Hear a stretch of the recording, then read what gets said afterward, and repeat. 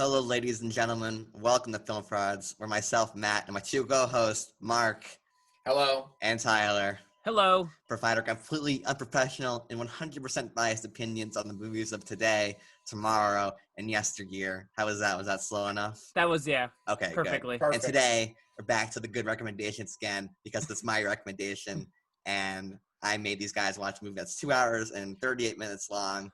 That is David Fincher's magnum opus, The Girl with the Dragon Tattoo. Now, I have some history with the series, which I'll get into, but Tyler, also, you're a little bit familiar with the Girl with the Dragon Tattoo series. What is your backstory, and what do you think of this movie upon rewatch? So, when I was in high school, I read the first book, The Girl with the Dragon Tattoo, and I read it in about 2 or 3 weeks, and I really ended up liking it. So I proceeded to then binge read the next 2 books, The Girl Who Played with Fire and The Girl Who Kicks the Hornet's Nest. I read The Girl Who Played with Fire in 2 nights, staying up to almost 4 in the morning because I loved it that much. And then The Girl Who Kicked the Hornet's Nest took a little bit longer because it's not as interesting as a book. But then I was like, okay, I've read all the books. I really want to watch the movie. So I watched it when I was 15, and I didn't really like it. I was too married to the books, and the fact that there wasn't stuff included in the movies really kind of marred my expectations of it. And then I went and rewatched it last night, and I must say I liked it a lot more than I expected. It's actually kind of really great in a lot of aspects, and it's one of David Fincher's kind of criminally underseen and underrated movies, I feel like. And it's kind of because everyone thinks of David Fincher, you think of Fight Club, 7, and The Social Network, Zodiac, probably 2 up there. And I think this is one of those like early 2010s, late 2000s David Fincher movies that unfortunately has like fallen under the rug. Yeah, I have also read all 3 books, and I watched The Girl with the Dragon Tattoo in 2012. I think it was right before freshman year of high school, so I was way too young to watch it. Oh my God. But I really loved it when I saw it because I was a huge Fincher fan even before that. And then I read the books, and I think the first book, The Girl with the Dragon Tattoo, is my favorite of the trilogy. And then this week I watched the Swedish version for the first time, and I rewatched this movie then I rewatched this movie. This is my second time seeing it, and I remember loving it the first time, and I loved it again having rewatched it. I think this is David Fincher's best movie. I love this kind of genre. I love his best movie? Yeah, I think this is his best movie. Damn. Personally, I got to rewatch Social Network, to be honest, but That's the best one. yeah. But the character work in this movie is phenomenal, and I just love these gritty, realistic serial killer movies where you get these like really eccentric detectives, and they are detectives, but their jobs aren't being detectives. But and I love the fact that there are side plots that give these characters a lot more depth. And are you guys there? Yeah. Yeah, okay. I'm here. You guys are both frozen. It looks like you guys are both frozen. And then you guys just moved all of a sudden. Okay, I love all the side plots in this movie. I think Elizabeth Salander is like one of the best characters in crime fiction, and just having rewatched it, I just appreciate the directing in this movie so much more. Like even simple scenes like researching, like Elizabeth on a computer researching, are so well paced and so like dynamic in the way Fincher keeps finding ways to shoot it. Yeah, I think this movie honestly stands up with some of the best crime fiction, like up there with serial killer crime fiction, like with Silence of the Lambs and 7 and those kinds of movies. I think this movie is utterly phenomenal. And damn. Yeah, Mark. So you have no familiarity with this story until last night. What did you think of the movie? I definitely feel unqualified to be here talking because I have not read a single one of these books, and I just watched the movie for the first time last night. Let's see, how would I put it? I would say I didn't love it, and I didn't not like it, and I can recognize it, the brilliance of the movie, but it didn't hit me in the way that I was like, that gives me that like, ooh, that's such a good movie sort of feeling, you know? Yeah. Like, can you go into like some the scene? specifics? Yeah, so like the scenes like were like spoilers, by the way. Spoilers. Yeah, we're gonna start spoilers. This movie came out 2011. We're gonna be talking about spoilers. Like the scenes that where Elizabeth is like doing her research in the archives, and then Mikhail is like at the house, and he's like they're like both putting the pieces together. Yeah. And it's like cutting back between the two of them. I was like, wow, this is like some phenomenal editing and like pacing, and like I was like, and like when Mikhail's in the house, of Stellan Skarsgård's character, and it's cutting back between him and Lisbeth, I was like, holy shit. Like, I was on the edge of my seat. Like, this is crazy. It's like stuff like that where I was like, this is brilliant. Yeah. And I think I can recognize it for what it is. I do not think this is a bad movie in the slightest. I think this movie is very good. But for me, it's not like the kind of story that like completely wows me. Like, I feel like this happens a lot for me with David Fincher because like Seven's about a serial killer, Zodiac's about a serial killer, this movie started about a serial killer. It's like he sort of just dabbles in the same subject, it feels like. And then there's the Social Network about serial killers. Well, I want to throw. I don't think Zodiac's about any serial killers. I think it's about obsession as a whole. I mean, you kind of That's true. That's true. But it's like it's like the process of it, rather. So that's a very fair point. But it's like the large essence of the story. Like the serial killer in this is not really the main plot. It's sort of like just this sort of like I think I was like sort of tricked into what the climax of this movie was.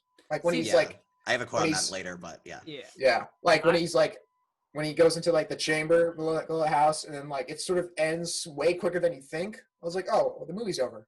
Yeah. But and then it goes on for like 20, 30 minutes. I could go on and on, but I recognize this movie for what it is because it's brilliantly put together. Yeah. I don't know if it's like the kind of story that I'm just infatuated with. Yeah. I don't know if you guys want to talk about the directing first, David Fincher. In this movie. So I think this movie sticks out even from his repertoire and just from movies in general, is because there are not many shots that a lot of shots are very quick. It kind of feels like a trailer. The whole movie feels like a trailer to me. Like every shot is super slick, super fast. Whereas, a lot of the cliche for like more artistic movies are having long shots, but I think this movie kind of disproves that because this movie is very smooth. I think, and like for someone going down the hall, like Elizabeth walking down the hall, there's several shots to get her down the hall, but it doesn't feel like Taken 2 kind of case where it's like it takes 8 shots for them to get over the thing. It feels cool and stylish. And that's from Taken 3, Matt. How dare you? That's from Taken 3. Taken 3. And I think that's what helps make the movie go by really quickly. I don't know if you guys got that same trailer vibe as I did, but if you guys want to talk about Fincher's director and his style, I definitely agree with that. It definitely the quick cuts. I definitely sort of picked up on that as the movie went along. What I love about this movie is like it's very obvious. It's just the show don't tell. Like one scene I think about is when Mikhail and I can't remember Stellan Skarsgård character's name. Martin. But Martin. When Martin invites Mikhail back into the house, and like that really weird altercation. Yeah. Where like Mikhail sort of put the pieces together. Yeah. It's like Martin is like looking around, and and then the camera just cuts to like the knife rack or whatever. Yeah. And it's like oh, this like the shot's telling me that Martin's figured it out. Like it's like stuff like that throughout the movie where I'm like, I really enjoyed that. Those like show don't tell, and so those quick cuts to let you piece things together. It's really enjoyed it. I'll let you talk, Tyler, now. So I real quick, I want to throw out the movies late 2000s, early 2010s, that the 5 movies that David Fincher did. It's 2007 Zodiac, 2008 Curious Case of Benjamin Button, 2010 The Social Network, 2011 The Girl with the Dragon Tattoo, 2014 Gone Girl. That's an incredible 5-movie run. Yes. With like not even including his big hits of the 90s as well. Yeah. That is like I understand Alien 3. Alien 3, we don't want to talk about that.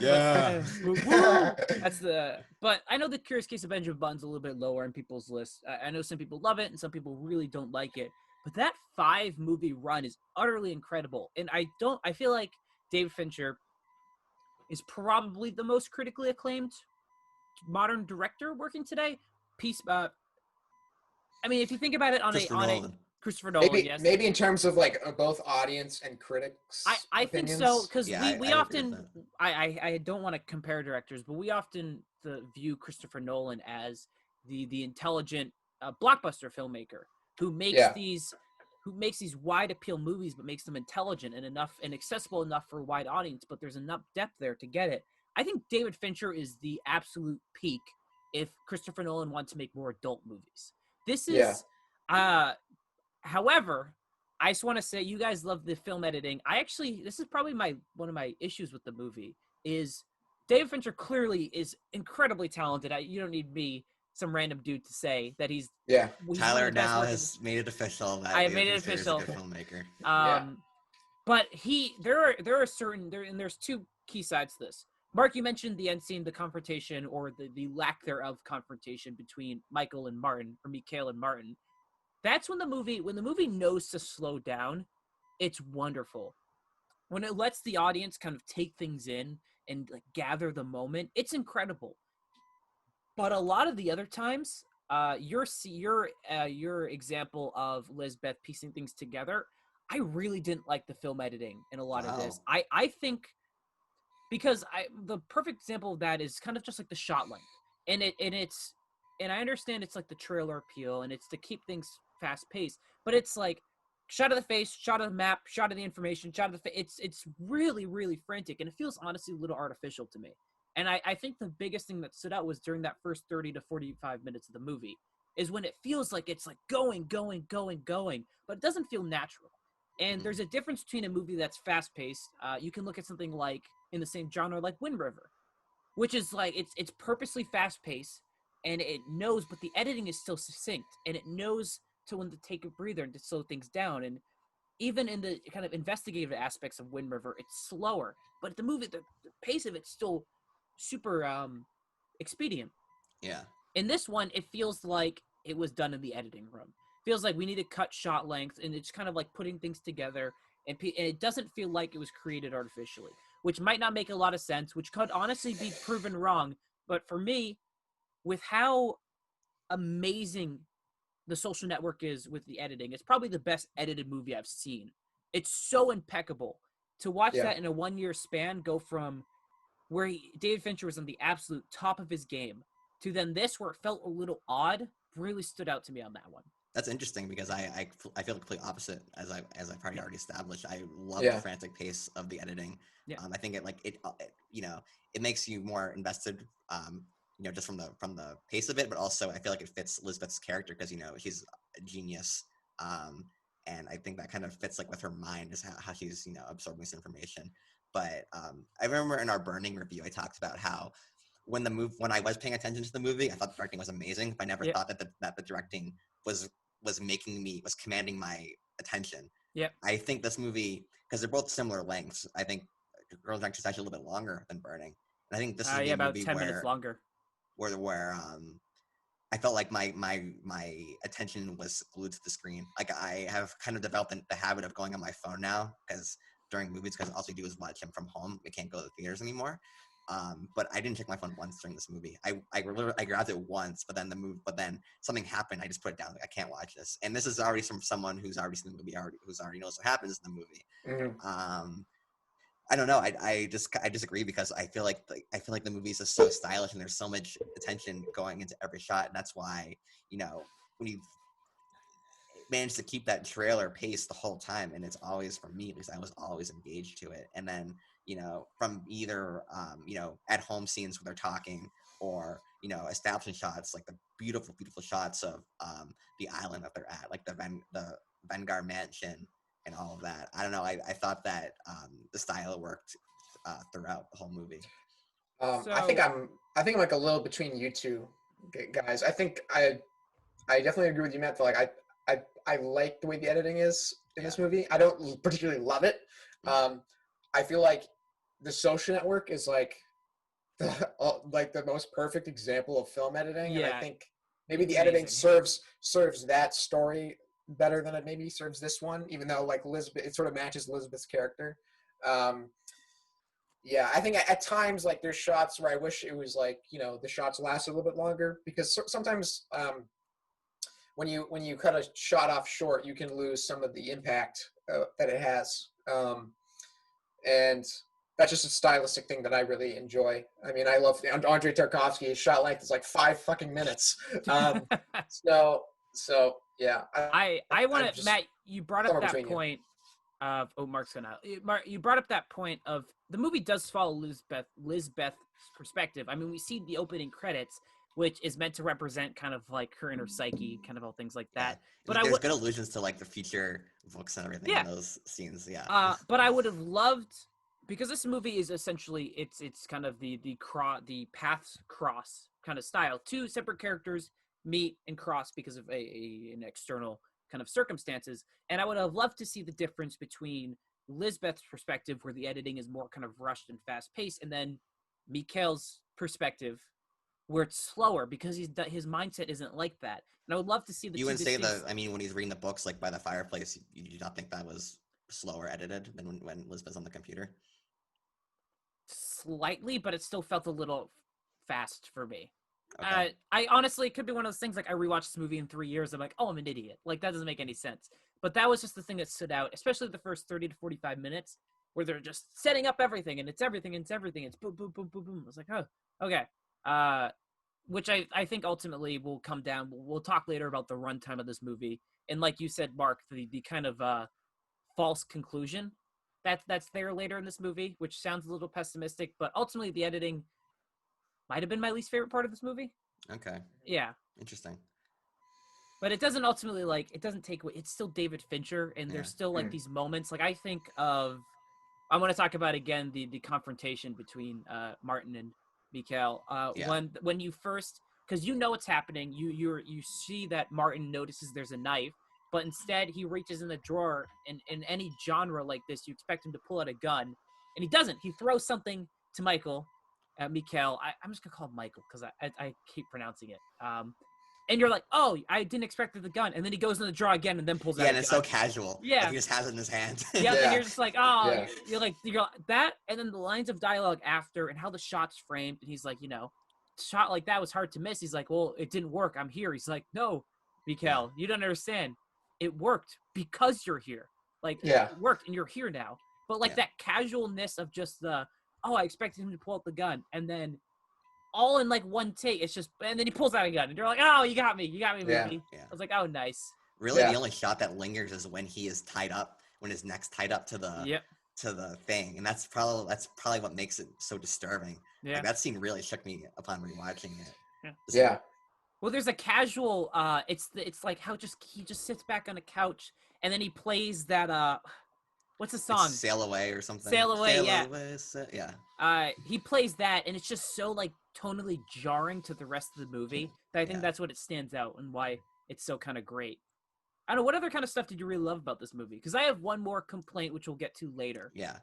I want to talk about the plot because I love the plot, and more specifically, because we want to talk about characters first and then the plot, because I feel like they're intertwined. I feel like we can. Yeah. Okay, we can do it intertwined. So yeah.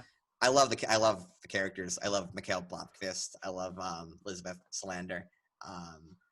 I rewatched Knives Out as well, like 2 weeks ago, and the subtlety and what Daniel Craig does with his face is really great. Like, there's so many scenes where Mikhail, because he's just a journalist and he's way over his head. And there's this scenes where he's just like, it's like almost comical, like his reactions of how like incredulous he is, but it also just fits so well because Daniel Craig is a great actor, and I think he's brilliant in it. And Rooney Mara as Elizabeth, we can't say enough about her. I don't know what would you guys think about the performances, really, and the characters.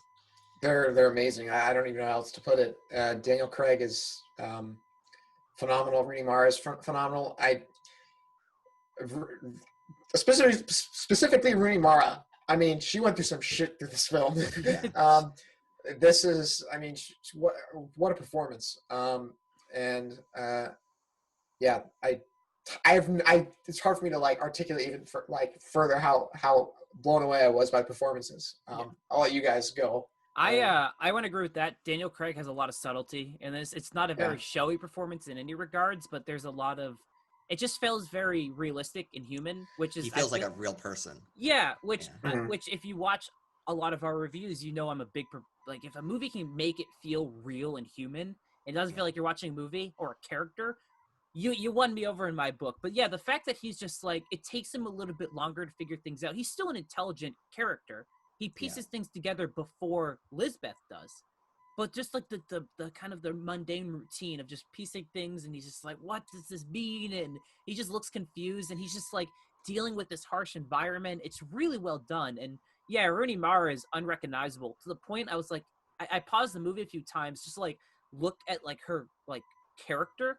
I was like, this does not look like Rooney Mara. And then finally at the end when she like dresses up and you can like kind of like figure it out, but she is like ungodly different in this movie, and it's incredible. I think this movie is important because this sort of with feminism being a big part of big blockbusters now, where it's you have the Captain Marvel, the Wonder Woman, where it's relatively obvious. Like it's just kind of like the generic girl stands up to the guys kind of thing. Yeah. Whereas I think that this movie, Elizabeth should be more of a feminist icon because she's 100% herself. She's full goth. She's not trying to be like this. She's not trying to be like what's her name, Gal Gadot, kind of beautiful or kind of like that.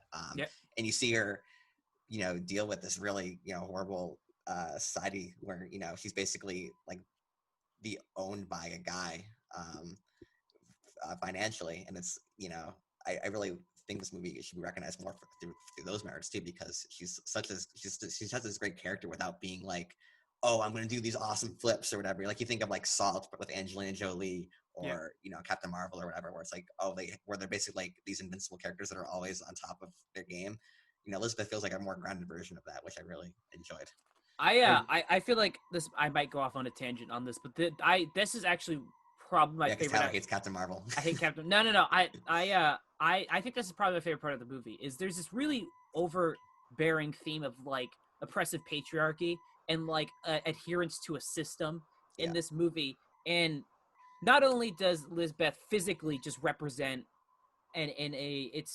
she's almost anarchist in a sense, where she is so against the system and against patriarchy as a whole, this kind of like oppressive rule, that there are often lines of dialogue in this movie that you as an audience and her herself interpret as, you're a woman, I'm looking down at you because you're a woman. I think of when she goes to investigate all the police things, and when she goes to up to where the Vanguard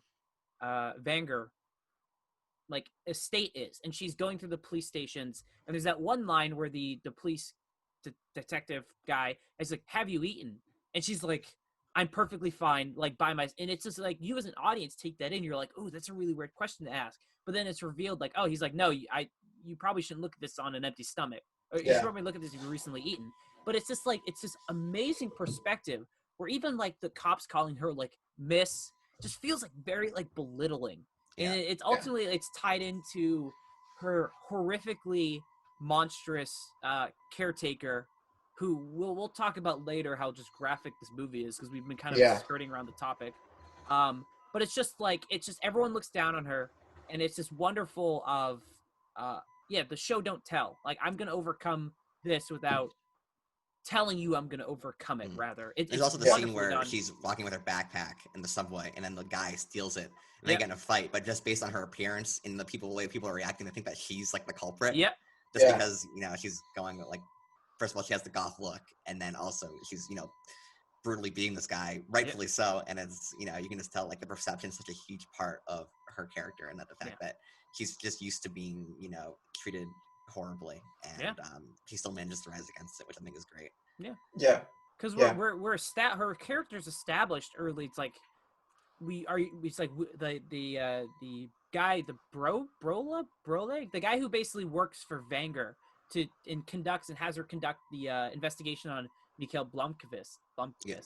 And they're just established like, she doesn't play by the rules. You're not going to like her, and she's not going to like you, and she's unconventional. You're like, oh, I wonder what this character is. And she walks in, and she's even more kind of unconventional than you expected. It's like this wonderful, like, dichotomy between this, like, very picturesque and sheen environment, and then her, and it's so wonderful. And I really, really love that about the movie.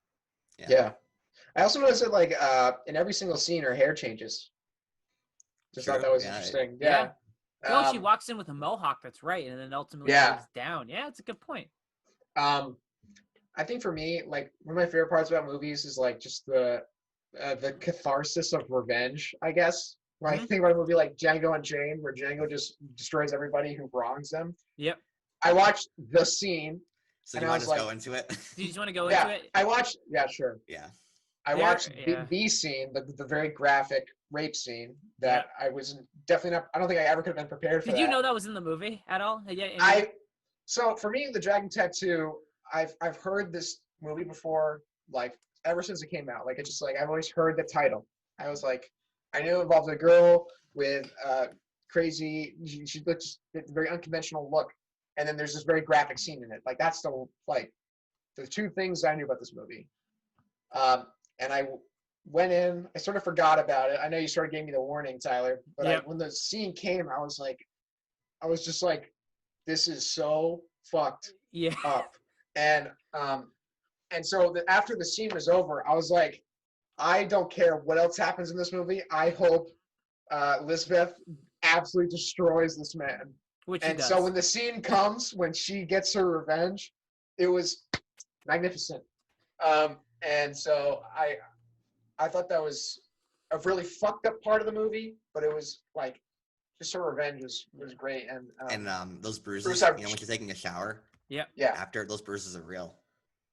Like really, she like during the filming of the scene, like she like really suffered those bruises, I think. Oh. And I guess like the actor like was crying after because Yeah. it was just so gruesome. Well, that's But because I don't. it's filmed... Do you think it goes gratuitous, or do you think? I think it was necessary for No. for what they're trying to establish in this movie. Yeah. The thing exactly, Matt. We talked about Paddleton and how when he makes the suicide drink in Paddleton, and it's just there, and there's no like skirting about it. It's just there, and it's a really hard topic to talk about. But David Fincher films it. Oh, Mark, sorry. Mark, you can put it. Yeah, you're good. David Fincher film. I forgot you hadn't seen that movie. You should really watch that. It's like 85 minutes. I gotta watch it. David Fincher films these graphic like rape and then revenge rape scenes so objectively, and it's like, this is an action and a horrible action that happens in the real world.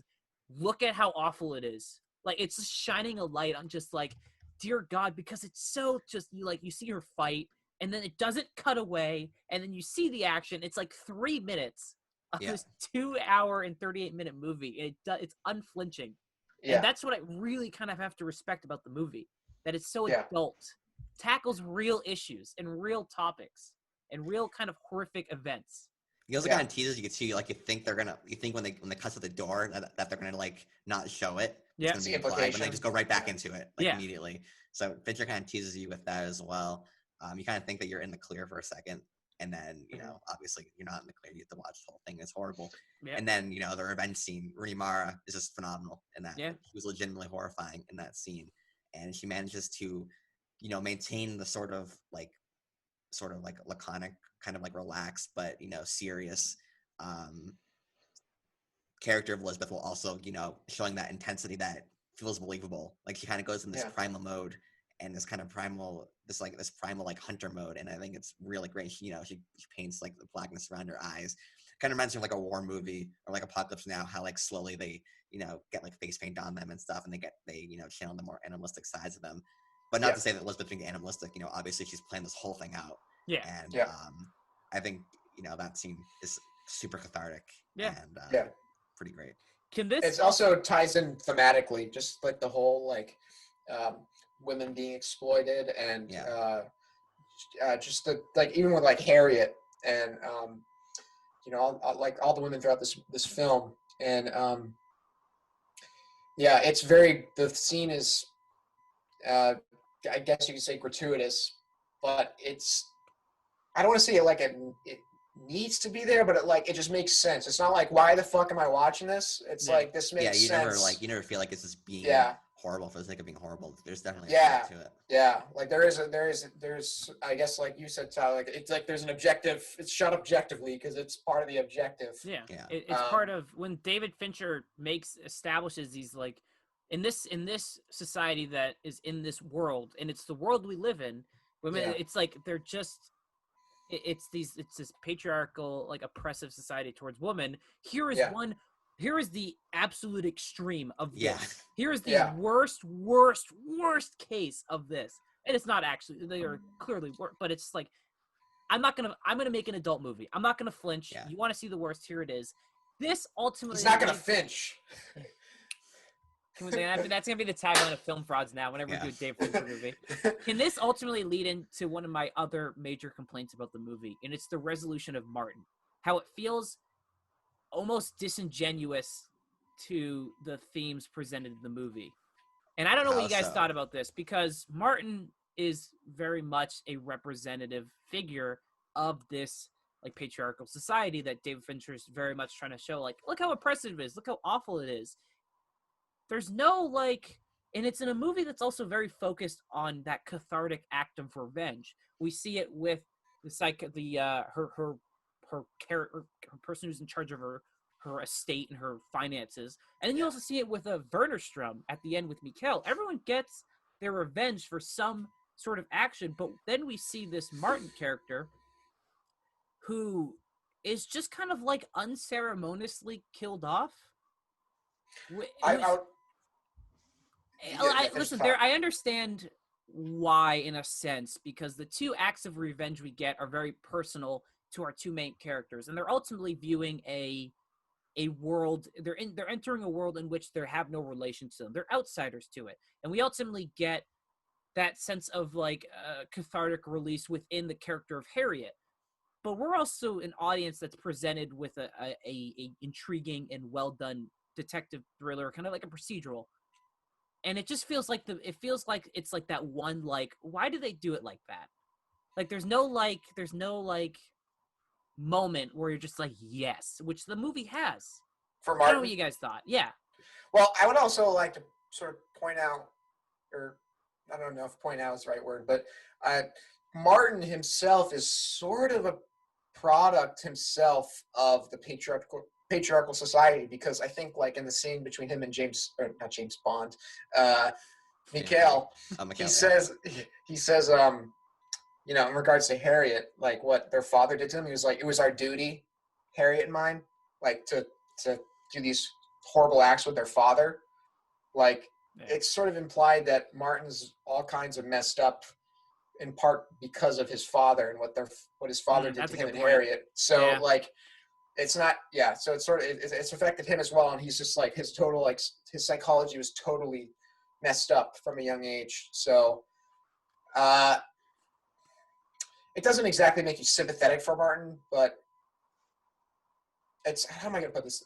I feel like the unceremonious part of it was sort of like, I was hoping for that cathartic release of this horrible fucking guy needs to get destroyed, and he just sort of just dies really quickly. Yeah, but it feels like it kind of makes sense. I don't want to use the word tragic. He's like not a tragic character. He's an absolute abysmal character, like person. Yeah, but he's a product. He's a product of this society. Point. That's a very good point. I feel like with Mark, I'm kind of more on his side because yes, you with the guy who handles Elizabeth's money, you know, you don't have a backstory to him. You just assume that he's a terrible person and he's misogynistic and everything. But with Martin, you get the backstory. You know that he's suffered horrible abuse since he was younger, and you understand he's kind of a product of his horrible childhood. Not to say that I forgives what he did, but for me, it'd feel weird if he got like this weird torture death. And also with Elizabeth, with her character, when he dies, she's like, okay, he's dead, whatever. Like her goal is just to get rid of horrible men in her society. You know, like you can say that what he did to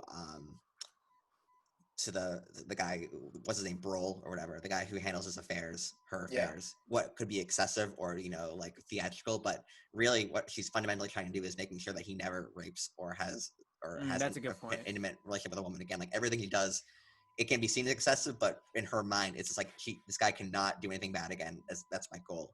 And that's the same thing with Martin. You know, she doesn't want to torture him, I don't think. I think she just wants to make sure that he's disposed of. So when he blows up in the car, she's like, okay, he's dead, whatever. Like she accomplished what she needed to accomplish, and that's fulfilling for her. You get from her performance, from what I picked up from her performance was satisfaction in the sense that he's done. He's not going to do anything bad anymore. Mm-hmm. See, I think my thing has to be with like how they draw Elizabeth in, because the reason why she ultimately takes on this task is because Mikkel frames it, hey, do you want to take down a serial killer of women? And we have now established a character that, like you said, is very much her objective is to destroy these men like this. And for me, it just felt like a movie that was so focused on the act of revenge and the destruction of people like that, to have him be kind of just like blown up, and it just felt very like, I wish, I'm not asking for something very theatrical, but they also established earlier in that scene that he's just like, I love watching my victims like beg for their life because I like seeing the hope drain out. I would have loved to see that, like, she has the gun to like his head and he begs and it's just like, oh, look at that callback. Like, that's who. Well, it's ultimately just like, Elizabeth's a killer though. Well, she ultimately like, it's like, she's like, can I go kill him? Well, yeah, she's a killer. She kills. She's an object, not an object. That's she's a force of nature. She's a force of nature, and it doesn't like we're never like framed like she's a murderer. That's not how she's framed in the movie. She's an act of judgment, and she's an act of kind of like the lawful vengeance. She's the law. If she would have said that in the movie, I would have loved it. But just to have him just be like a really like bland like car chase to an explosion, I just kind of wanted a little more like personal. Like, she hits him onto the golf club and he runs away and then he blows up. And it's just like, I wish there was a little more of that interaction. Marx wants to talk. I would disagree. I would say if fight. If Martin got that death where, like, you know, in like classic movie style, Elizabeth walks up and just goes like, any last words? Like, you know, that would just be like a movie cliche. You know, I think the fact that David Fincher like restrained himself from doing that. I don't know how it plays out in the book, but it's like I thought that was a good decision. And also, I think like the implication of him just like running scared shitless is enough to sort of indulge that craving of catharsis, because he's just decks him with a golf club. Like, like you can see his jaw is no longer in place. Yeah, you see his teeth fall out. It's kind of awesome. So the fact that he's being chased by a girl and is being beaten by a girl, I think. Yeah. You know? And so I think just him, like, you know, sort of unceremoniously dying as he's fleeing the scene, it's both realistic and I think props to Fincher for, like, you know, not just giving us this movie cliche. Because, like, I was like, oh, this is how the scene's going to play out. And then he dies. Like, oh, okay. Yeah. Back to business. Completely understandable. This is not like, this is just kind of like my own personal, like, hey, I would like, it just feels a little like, that's it. But I completely understand your guys' perspectives on all of this as well. Yeah, I mean, I just feel like it'd be getting into like, I mean, I love Kill Bill. I love Kill Bill in those movies, but they're a different genre. They're more of a they're more theatrical. Whereas, you know, you think of like the great serial killer movies and TV shows. Like, you have Seven, which is, you know, Kevin Spacey gets shot in the head and it's like a wide shot and that's it. And then you have Silence of the Lambs, where the final act is Jodie Foster feeling around the house and then just by some miracle shooting him. Because Buffalo Bill, you know, it took 1 second too long to you know, taunt. He was reveling in his victory. Detective 2, which is, you know, a relatively just whatever. So I don't know. I feel like that's what makes this genre appealing to me, is the fact that it's just quick kills, and it just seems like it'd be against Elizabeth's character to even give this man like the opportunity to escape. I just think that, you know, she gets the satisfaction. Like, her goal is just for him to die, and it doesn't need to be anything more than that. So that's just how I feel. I mean, and I understand. Like, I can kind of understand your opinion, but I think that if it went more, I think it would have kind of betrayed like the genre of what's going. Yeah, completely understand. Right. I can't. This is one of those movies where, like, a lot of the movies I feel like we review on this is just kind of like, no, I get why you either like it or don't like it. Like, it makes sense. Yeah. It was just something that just didn't necessarily work for me in some capacity, but who knows? Again, 3-4 years down the line, I could rewatch the movie. This is also not a movie that you're going to be like, I can't wait to watch The Girl with the Dragon Tattoo. You have to wake up and you be like, fuck, this is my night. You're like, God damn it. Yeah. I think I'm not like a humongous David Fincher fan, but what I like specifically love in this movie is just his aversion to, you know, just not doing cliches. Like, think about like the scene I just mentioned, or we just talked about, and the thing with the end scene as well, when she's going to Mikhail's house. Yep. You expect, they're like a couple now and happy ever after and yada yada yada, and then it's like, no, it's sort of a bleak ending. You don't really get like the, you know, girl gets guy, all that stuff. She just rides off. Like, that's her character. Yeah. You know, it would be horribly cliched if like she like walks into his apartment and then the movie ends. Well, like, I really enjoyed that fact. Well, that's something that's continued later on in the books. That's like. Maybe just look at this movie in itself. Yeah, but that idea of just like, it's also realistic because we know that his relationship with his co-owner, Erica, is what destroyed his marriage. Like they can never like. So the fact that like again, you're framing from her perspective. It's the first time she's like probably feels really open with someone, and she buys him a present, and then Yeah, it's I just know. like it's that realization of just like it's like that drawing back to reality because it's just like oh she's like for a friend and stuff like that, and a good friend I think she even says, and it's just like cold grass to reality. Like no, you guys are kind of just like your paths crossed once, but You you had have a your own. fling during Yeah. this exceptional situation, and now he wants to go back to normal. Yeah, he has his reality and she has hers. Yeah. I have one more point to bring up. Yeah. And then, so I have a quote from David Fincher, and he says, talking about Marvel movies, and basically the quote reads, Marvel movies are lashed out and tied into a 3-act structure. And this is something that clearly The Girl in Tattoo doesn't follow. Wait, say that again? Can you say that quote again one more time? Yeah. So it's just a sentence. It's Marvel movies are lashed out and tied by a 3-act structure. Okay. And I think this movie is sort of, and that's why he doesn't like them. And I think this movie sort of, backs up his statement because there are 2 side plots that are very important to the movie, and there's also like the main plot, and there are several climaxes to the movie. So his criticism with the Marvel movies is that like there's like the setup, the middle part, and the climax, and it's over. Bam, that's the 3 acts. Yep. And then with this movie, you have the setup. The first thing that's set up is the libel against Mikhail, and against the billionaire who's using nefarious means to get his wealth, and then that's the first plot that's set up, and that's barely. It's kind of mentioned in the middle, but then it's not really paid off until the very end of the movie. Then you have the main plot, which is kind of like in the middle of the movie. Then you have basically Elizabeth's whole arc with the guy who's like in charge of her affairs, and that's all basically that meets his climax in like the first act of the movie. So, do you guys find like the subplots and the main plot and them intermingling of them to be distracting at all, or do you think that it worked for this movie? Mark, you can it follows the book, first. like they're following the book. Yeah. So. I really love it when a film switches up the structure of the story. Yeah. I've read Story by Robert McKee, which Charlie Kaufman makes fun of an adaptation. I've read The Foundations of Screenwriting by Sid Field. Like I'm very aware of this like the 3-act structure. You have to have all these different plot points, and that book, this Foundations of Screenwriting. And I find it to be so limiting, and it creates a series of it creates a machine that pumps out the same structure. There's no originality in movies, and it's so refreshing to see a story that just sort of plays out in this fashion. Like this story, like I'm thinking about like this movie, like La La Land does that. Adaptation does that. Like I love. Think about it, like the way that it's structured. It's like you follow Emma Stone's character, and then you follow Ryan Gosling's character, and then they come together. It's like it sort of happens in this movie. You follow Mikhail, you follow Lisbeth, and then they come together. Like I love that.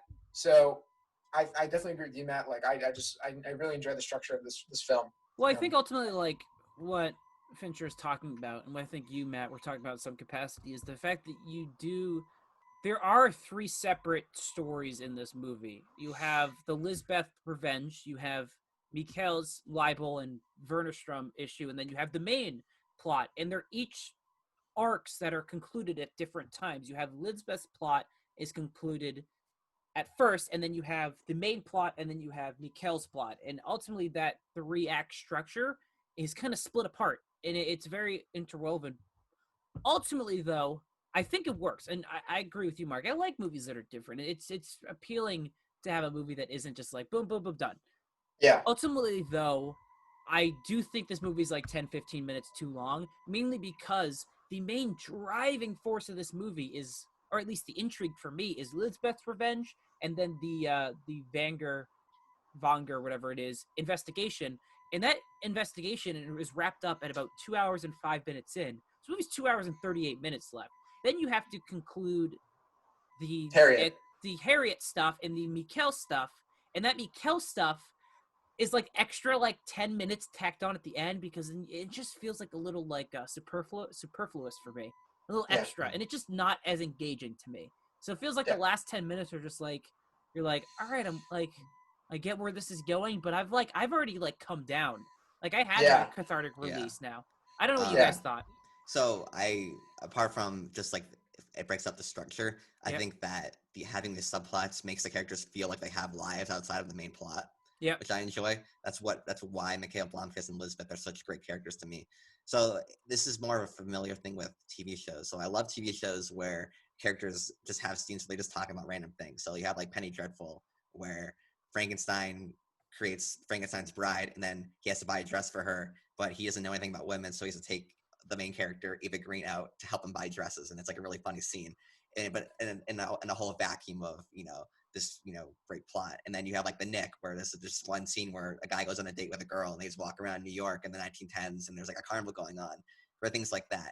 This movie has that where the characters do things that are separate from the main plot, which I think are great, and really helps establish the characters. Same with True Detective as well. Like the characters have social lives outside of trying to find who killed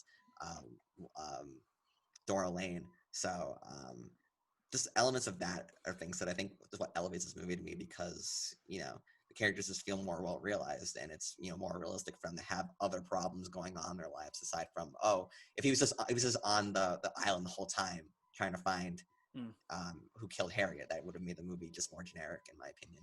Yeah, right. I agree. I still don't think that means it's still less engaging than what we got, and that's ultimately again another personal choice.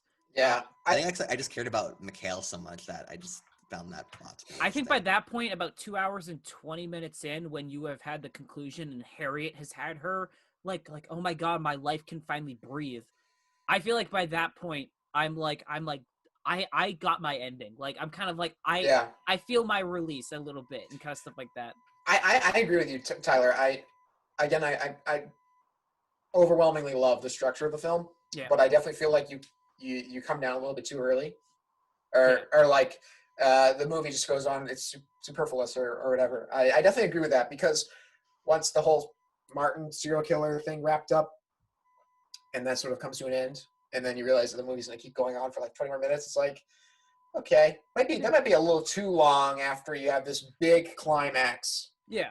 And you're sort of feigned into believing in the movie sort of come to a close. Yeah, well, that's ultimately, like Matt, you mentioned the fact that the characters had lives. That ultimately comes up with the fact that Mikhail Blomkvist's daughter comes back a few times in the story, and it's just like, hey, my daughter's here. Just a thing, and it's just like a thing, totally and then she leaves, and he's like, I should have come to you, and she's like, I was gonna come here anyways. And there's that tension where he's clearly an atheist, and she's religious, and there's that little tension, but he's ultimately just like, I love you. I want you to be able to tell me. Then helps solve the plot too, so it does serve a purpose to the plot. Yeah, as well. and so that ultimately is just like, hey, here's that little life, but here also propels the narrative, and it's in a section. It's not at the end of the movie. But I feel like we're talking a lot about that. There's still a few things I want to talk about. We really, like, people might say, like, we didn't touch on David Fincher enough. What else is there to say about David Fincher? He's one of the best working directors today. Yeah. So and we don't really have like any. He does things so like just wonderfully. But I do want to. I love the score in this movie. Oh yeah. You can talk about the score. There is like, I love scores that. There. Okay, so I want to compare the two. Spike Lee, I really like as a director, but he also has like some personal choices where he will often put like jazz music or music in the background of dialogue scenes to establish this kind of like lived-in chaotic environment, because that's what his movies usually tackle. David Fincher, on the other hand, has this like constant like droning score that just sets a wonderful like ambiance and eerie setting to it. Feels like almost like very mechanical to it. But when they're doing research, it's just kind of there and it's droning, and you're like, why does this feel so like uncomfortable? And then you kind of think, you're like, oh my god, that's right, because there's this like, constant sound going throughout. I don't know what you guys thought about the score. There's like original music. Sometimes it picks up, it goes down. I don't know what you guys thought. You know what? For me, this always happens when I'm seeing a movie for the first time. The score usually like goes over my head. Yeah. Like I'm so engaged that I'm like this. It's usually like if it's a really good score, it just adds to the whole level of atmosphere that I'm like not even like processing it in my hearing. Yeah. So I can't say much on the score because I really wasn't listening for it. I was actively engaged in the story, and it definitely adds to the ambiance. So that's all I have to say. So like, I like the score in this movie. It's very simple, but a lot of times like that simple score works well for horror intense scenes. Yeah. Like it's not like an Old Boy soundtrack where I listen to the soundtrack, on its own. Like I don't think I'd listen to the really like the soundtrack. I feel like I'd be by depressed by itself. the end of it. What? I feel like I'd be Yeah, depressed if I listened to the soundtrack on my own. But I think it serves the movie well. Like there's one like really great piano, like really simple piano song they play when they're going up to the Vanguard mansion, I think. And also there's like the Led Zeppelin cover of No, it's Immigrant Song. Immigrant Song. Yeah, Yeah. well, it's the original Led Zeppelin song, but they did a cover for it, which I think really fits the mood of what you're getting yourself into later on in the movie. Yeah, I noticed the score a lot more the second on rewatch, and again, it wouldn't be something I'd listen to on my own, but I think it services the movie really well, and it's not just generic. Yeah, like it's good. Yeah. All right. Any? Do you guys want to get to homework scenes? Yeah. Yeah. Sure. I have a few. I can go. I think one that's underrated is when Mikhail gets shot at. And it's just like a whizzing, and it's doing, and then he just bleeds a little bit, and he's just running. And but he pauses because he's like not really comprehending the fact that he just got shot at. Yeah, exactly. I think that's wonderful. I think it's just like this little, because there's not a lot of like, you get the cat death earlier, and you're like, what the fuck? And then is the cat in a Nazi symbol? I think it's a swastika, right? Yeah, I think it's in a swastika. I looked and I paused it. I think it is. It was in some sort of formation. Yeah, and I think when you're on an island of Nazis, then it makes sense. But there's the Peace Corps. What? It's a Peace Corps symbol. It's a Peace Corps. Yeah. That was a joke. That was a good joke. I know. Yeah, we laughed internally, but not externally because it wasn't funny. Yeah. Yeah, I think just the sharp like twang, and then he's just like, and then he runs, and then it's just like you get one more shot, and then he just like comes to the house. He's like, he's just bleeding. You're like, that's great. I have another nomination, and it's clearly like the confrontation between Martin and Mikhail. Yeah. It also feels really dirty to say like any of like the graphic scenes, but they're filmed so well and they're so effective that you feel like they have to be included. Those are like my four. What do you guys think? I would say the first scene with Elizabeth where the lawyer Brule is talking to the owner of the security firm, and they're like, oh, well, we prefer to have her, not meet clients. She's great, but she's, kind of has a different style. But then you follow her walking just by just the way Rooney Mara has her character is walking. You just know everything about the character just based on the way she's walking down the hall. Compare that to the Swedish version where she's just already in the room. Yeah, it's so underwhelming by comparison. Like, I love that great tracking shot of her back walking into the room. It's so good.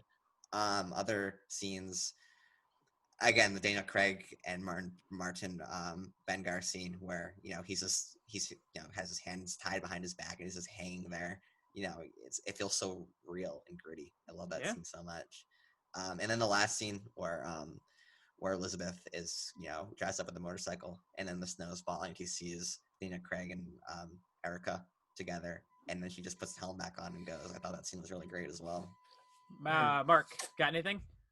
I mean, it's sort of like an echo chamber, but definitely the confrontation between Mikhail and Martin. Specifically, I think there's like a line of dialogue that I really liked, like when Mikhail is being supported by that thing, and he's like, and Martin's like sort of interviewing him, like, like, what do you know? What do you want to know? Yeah.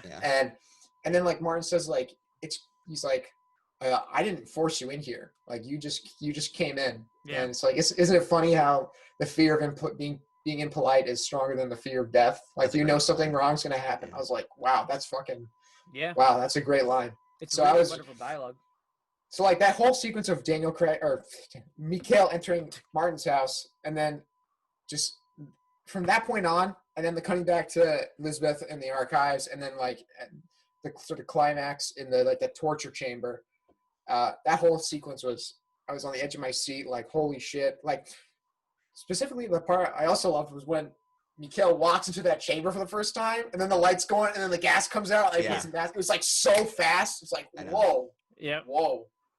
So yeah, that whole sequence was great. And then I definitely like the end scene as well, which is Elizabeth just driving off. So we kind of like in agreement that probably the best scene in the movie is that confrontation?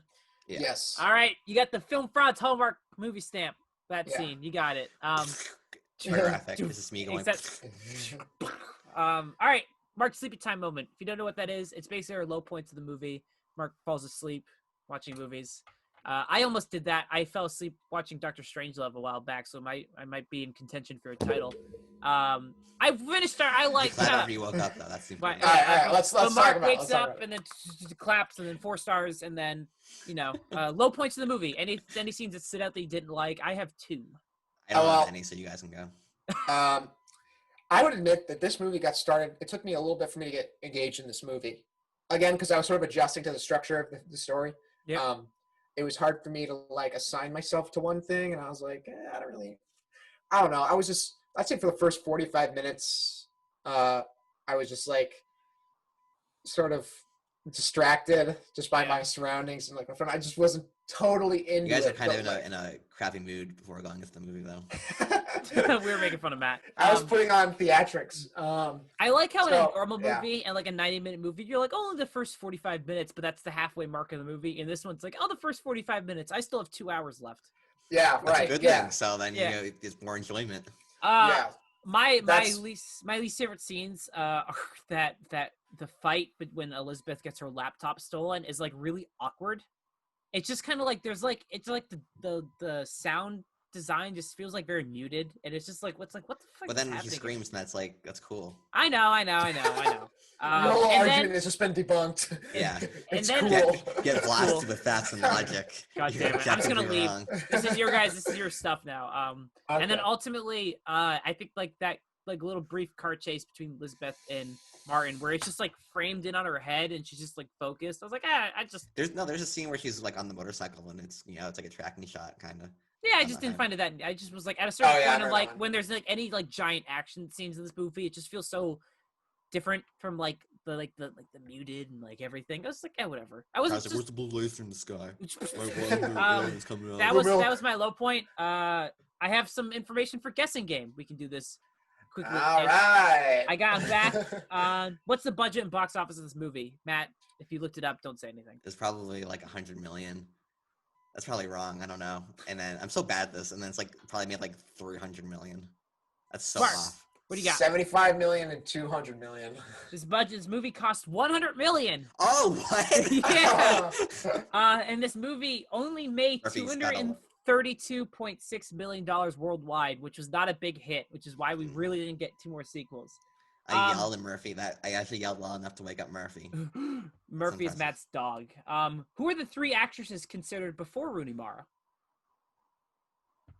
Think mid to late 2000s. Anne Hathaway. What a terrible guess. Wait, is that wrong? Yeah, it's wrong. Anne Hathaway. Julie Rapace.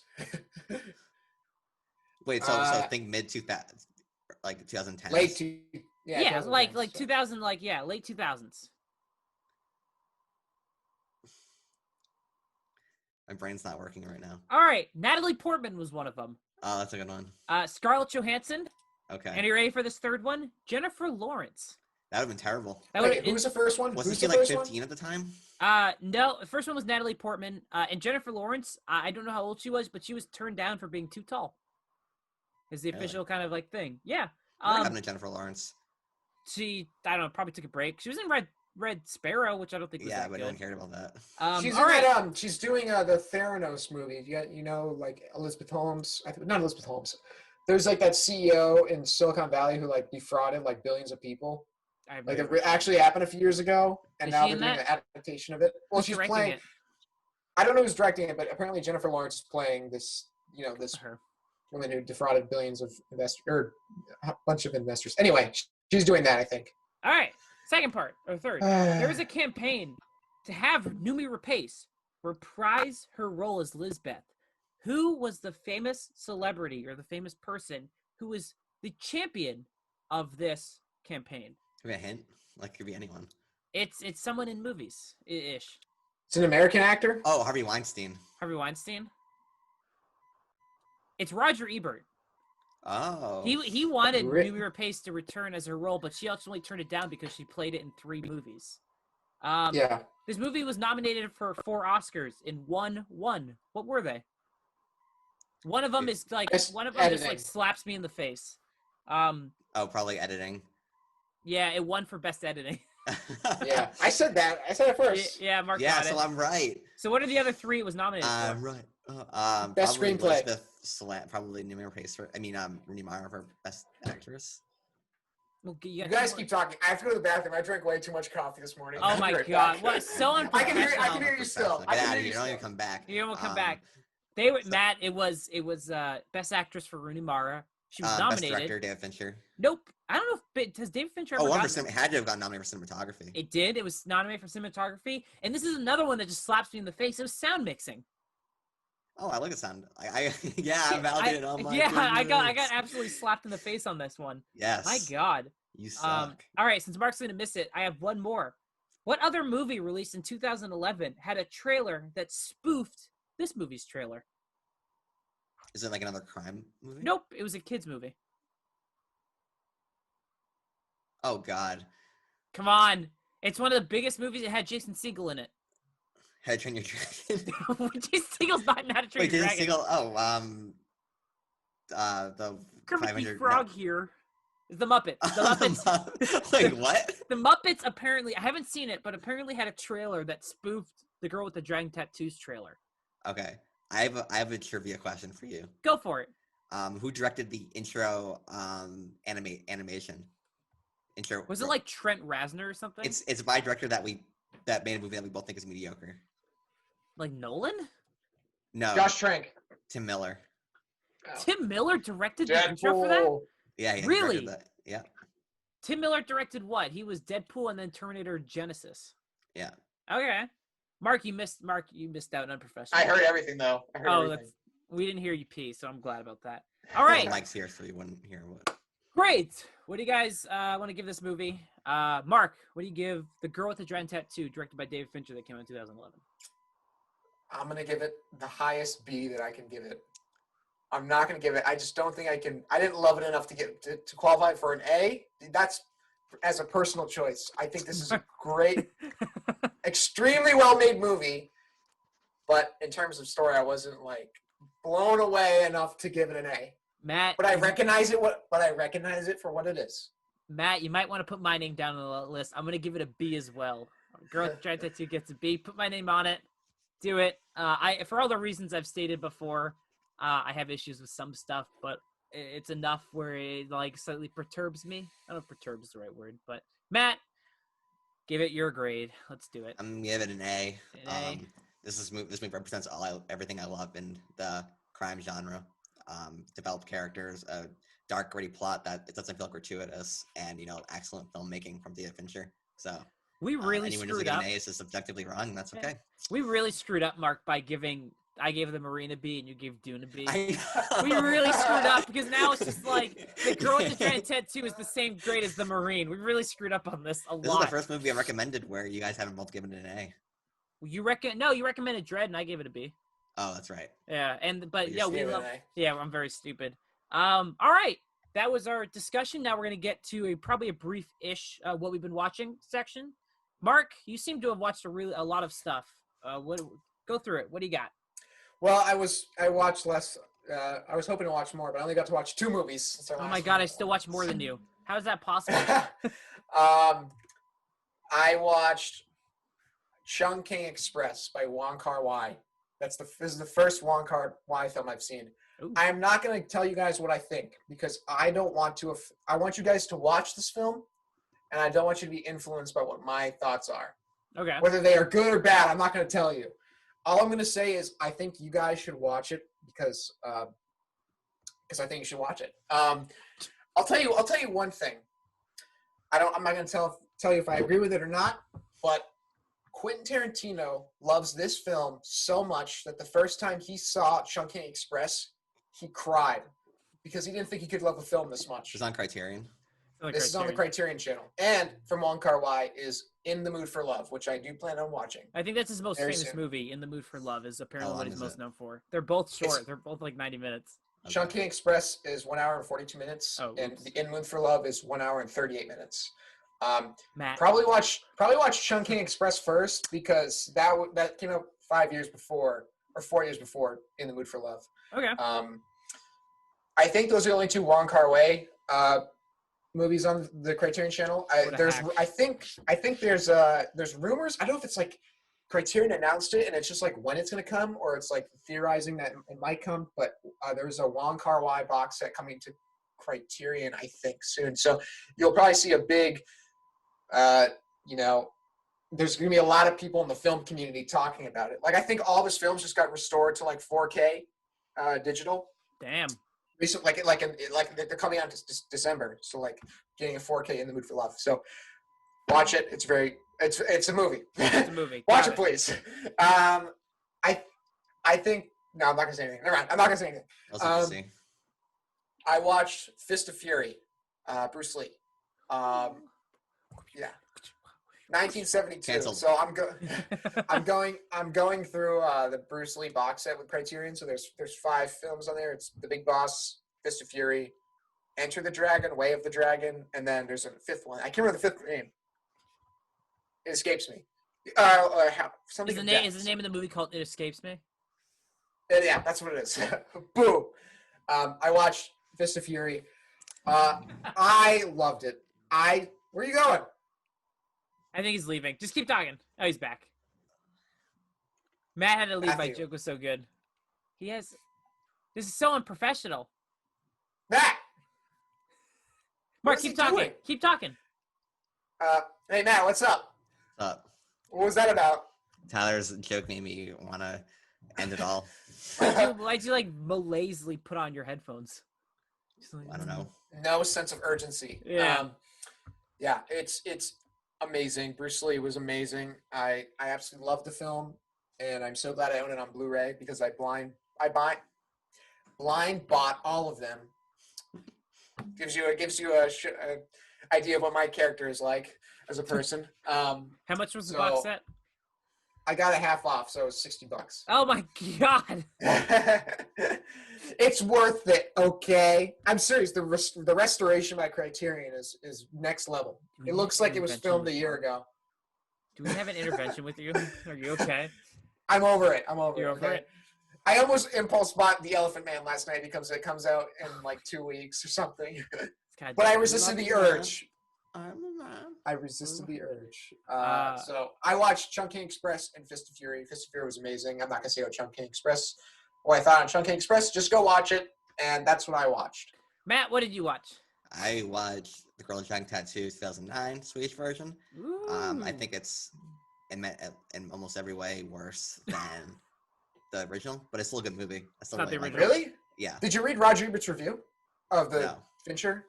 He thought the Swedish films were better. Really? Interesting. Yes. Well, I we've think established first. that Roger Ebert's wrong when he's not agreeing with us. Yeah. So. But you should watch. I just watched a video, like literally 5 minutes before we started the podcast, where I was like comparing the shots in the movie. Yeah. In both movies, and I don't know. I think a lot of people say the Swedish version is better because it feels more authentically like Sweden. But I just think that David Fincher's a much better filmmaker, and the way the story is told, like so in the Swedish version, like Mikhail just has a family, and they don't really touch on the Erica romance at all. Again, I talked about the Elizabeth thing where she's just in the room. You don't have that cool shot establishing her. They exclude a lot of cool stuff, and then the last shot in the Swedish version is when Elizabeth goes and does all like the finance stuff for against Menstrom, whatever his name is. Yeah. And so you don't even get like the last shot of her like rolling up on her bike and seeing Mikhail with Erica, and then realizing that she's going to be alone. Yeah.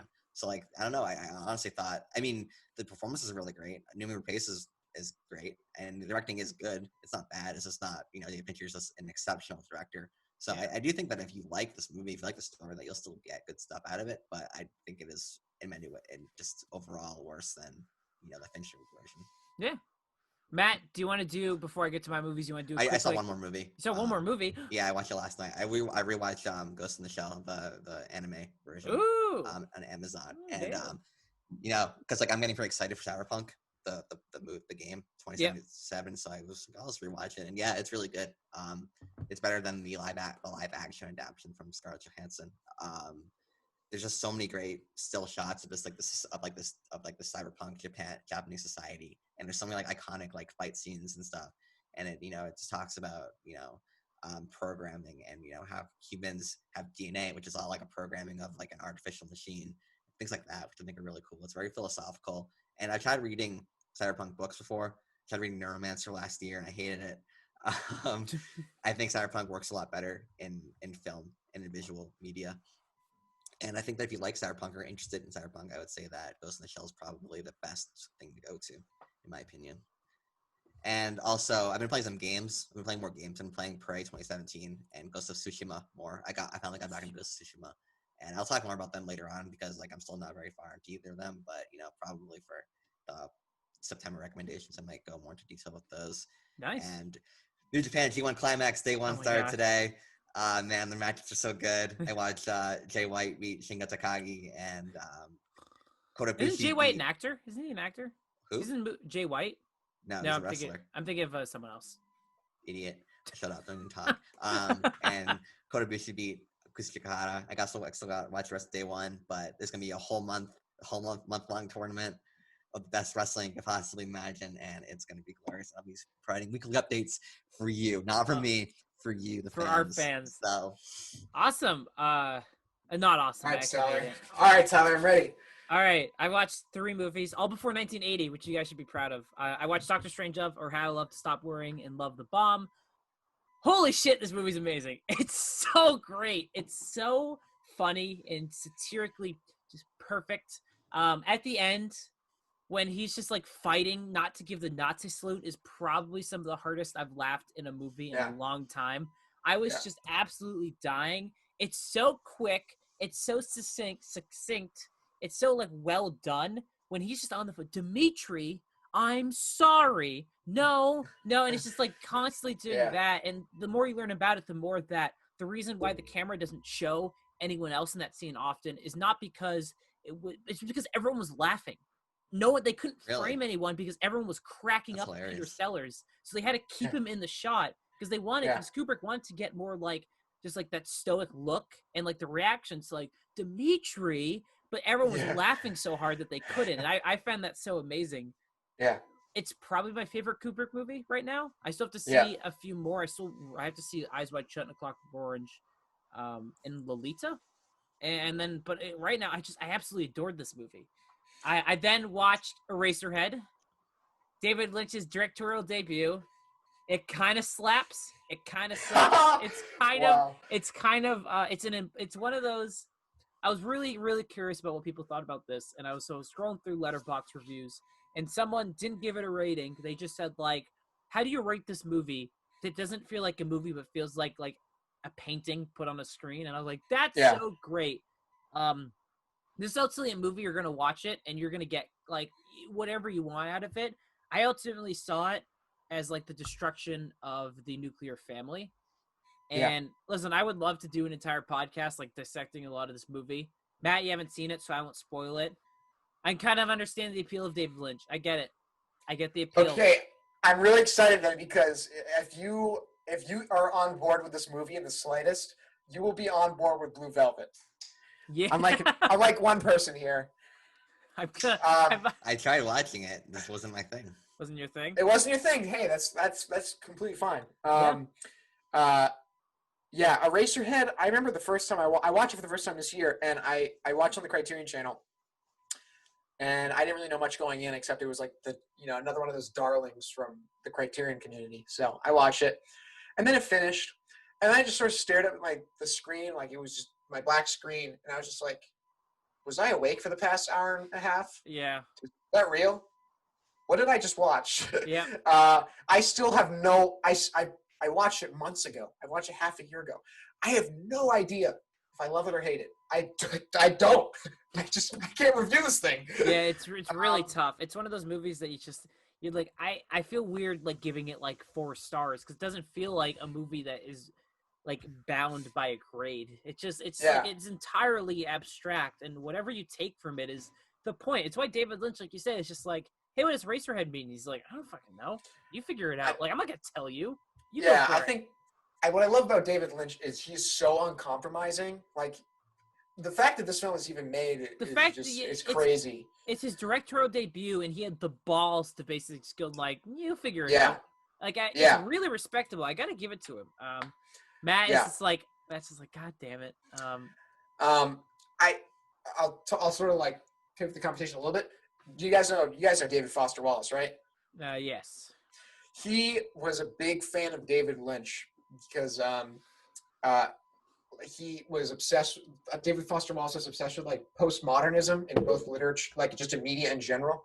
Yeah. And he says he loves David Lynch because he was like, here is an example in the modern day of an uncompromising artist who dabbles in surrealism, and you see things in his films that like they don't make sense, but they feel right.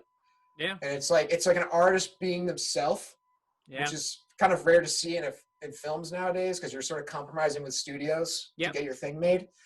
And David Lynch does not fuck with that shit. Yeah. I would say, so it's refreshing. I would say, Matt, you would not like this movie within the first minute. That I'm going out on a limb and saying the opening, establishing stuff, which I will not spoil, you would immediately roll your eyes, groan, and start looking at your phone and wait for this movie to be over. This film will test your patience to the utmost limit. I would say, Matt, I think why does it feel like an AA meeting? Yeah, this is a David Lynch intervention. I have won Tyler over.